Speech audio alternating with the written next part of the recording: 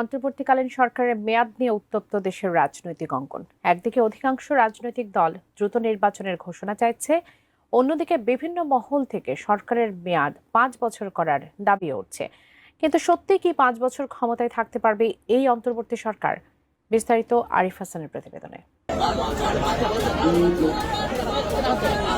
Doctor Mohammad ইউনূসকে বাংলাদেশে একটি নির্বাচিত সরকারে প্রধানমন্ত্রী হিসেবে 5 বছর হিসেবে দেখার একটা আকাঙ্ক্ষা আমার সারা জীবন থাকবে। সাধারণ মানুষ বলতেছে আইন শৃঙ্খলা পরিস্থিতি আগে থেকে ভালো হয়েছে, আপনারা আরো 5 বছর থাকেন।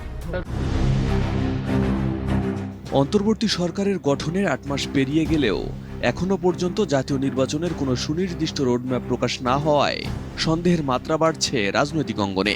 অধিকাংশ রাজনৈতিক দল নির্বাচনের চাপ প্রয়োগ করলেও এই প্রেক্ষাপটে অনেকে ডক্টর মোহাম্মদ ইউনূসের নেতৃত্বাধীন অন্তর্বর্তী সরকারকে আরো 5 বছর ক্ষমতায় রাখার দাবিও তুলছে।